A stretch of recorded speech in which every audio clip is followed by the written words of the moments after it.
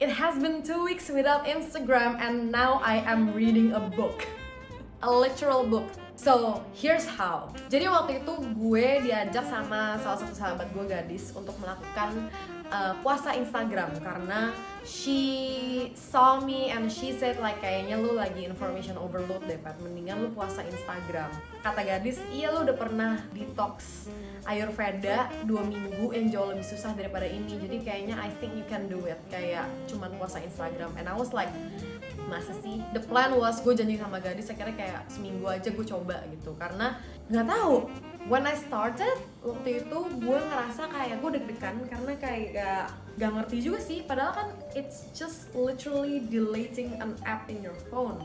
Yang gue lakukan juga adalah gue merubah screen HP gue juga menjadi black and white. Dan menurut temen gue gadis, psychologically-nya adalah kayak to make the real world more interesting than the screen, which is works. Beneran merasa screen HP gue jadinya nggak interesting aja sih, kayak it's all black and white. Dan after a week actually, kayak kalau yang itu gue ngelakuinnya 1 minggu doang, it really change like my perception of the screen. Karena ketika colornya gue nyalain lagi, kayak I didn't know ternyata mata gue selama ini secapek itu ngelihat colors in the screen yang bener-bener kayak gue ngeliat warna hijau seterang ini selama ini. Jadi that's also interesting. But the more interesting part adalah puasa Instagramnya sih. Jadi let's talk about that more. So I try to document it. Selama perjalanan itu gue sadar pertama bahwa muscle memory gue udah integrated dengan Instagram. It was a shock buat gue karena setiap pertama kali gue akhirnya ngambil HP gue, one thing that I want to do adalah langsung ke Instagram. Dan I wonder why. Sebenarnya nggak perlu juga sih gue buka Instagram, karena apa yang mau gue cari di Instagram kan. And then I really question myself kayak okay, apa sih sebenarnya yang pengen lo lakuin kalau misalnya memang ada aplikasi tersebut.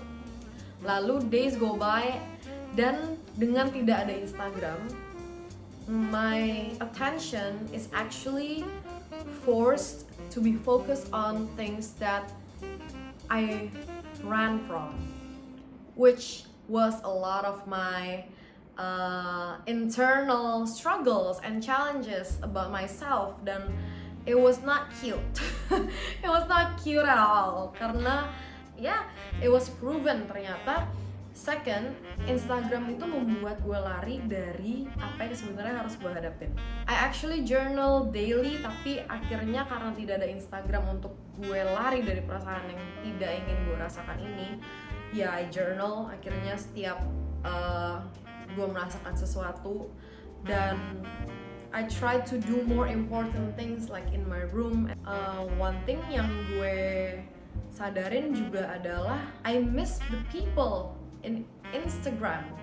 Tapi from that gue juga belajar kalau the interaction that I have in Instagram is not necessarily connecting me with the people in my feed. Karena technically pertama, they're not here, they're not in my physical reality. Yang kedua, dengan if I reflect about my connection that I have with people di Instagram, actually it's not really something that really makes you feel connected. Lo ada Instastory, you can reply to people's stories or people can reply to your stories, and then ada comments is another different kind of interaction, karena kayak it's sort of kayak basa-basi. Lo melihat misalnya temen lo lagi di cafe sama si ini, atau temen lo ngepost meme ini gitu, and then you reply kayak ini di mana, atau kayak haha, biasalah kayak meme interaction. But then you don't really connect with them. You just reacting. You're liking people's posts, then it's not really interactions. It is literally you giving validations to other people that is not even validating. Karena tidak ada interaksi sosial yang terjadi di Instagram, dan akhirnya gue berinteraksi sosial virtually cuman dari WhatsApp ya. I kinda like know like, oh, these are the people that I am interacting ya. These are the people that I want to talk to, dan these are the people that wants to talk to me. Jadi I think dengan ada puasanya Instagram juga itu memberikan gue kesempatan untuk mana sih sebenarnya orang-orang dan teman-teman yang mungkin I really care genuinely.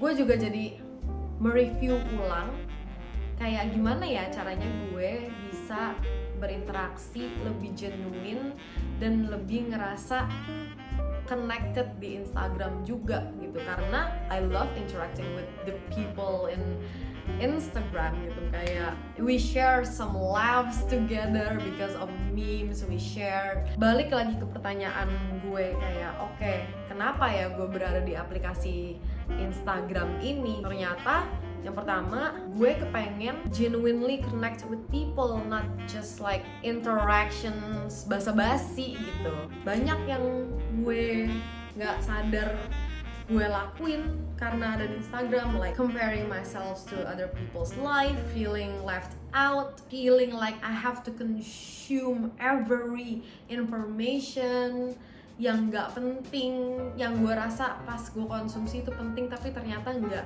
integrate juga ke pemahaman gue, dan gue lupa gitu aja apa yang gue lakuin selama ini di Instagram bener-bener gak mencerminkan apa yang gue value gitu, sehingga gue pun harus membatasi ya, meskipun gue lagi belajar juga ya gimana ya caranya gue bisa menemukan balance dimana kayak gue tetap melakukan dan beraktivitas di social media tapi gue tidak addicted dan tidak blind consuming maybe itu. Jadi yang pertama, gimana caranya gue bisa genuinely connected with the people in my feed, and then gimana caranya gue mengkonsumsi hal-hal yang bener-bener gue pengen konsumsi.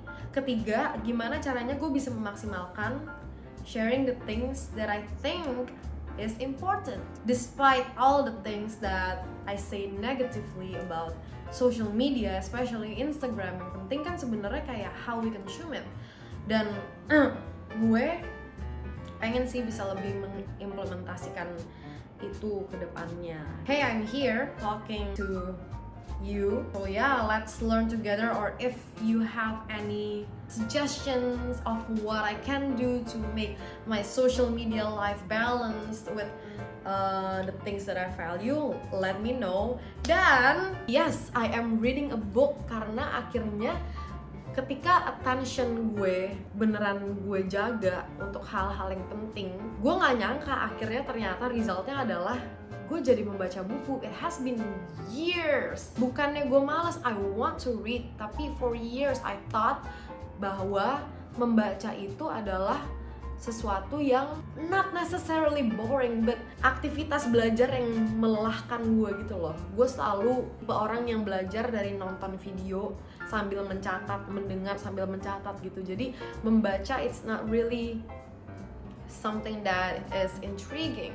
Tapi ternyata I found out kalau ternyata mungkin badan gue dan mata gue dan otak gue selama ini terlalu distracted about other things aja, jadi gue nggak bisa fokus untuk membaca. Ternyata ketika I put my attention to more important stuff than scrolling and seeing other people's posts dan mindless things lah yang kita lakuin di Instagram, akhirnya force buat tahu kayak okay, I have these challenges and how do I solve this challenges. Dan one day in the middle of this puasa Instagram, akhirnya gue decide buat membaca. And then I remember about the book. The book is called How to Be an Adult in a Relationship, which is a very very interesting book, and it helped me a lot to really understand what I'm dealing with and understand myself. It's interesting how stepping back from something that is so integrated with your daily life can change a behavior. And this is Priscilla. Thank you for minding my voice. in mind her voice. Gue belum tahu. I don't know, masih latihan. Let me know how to close this thing.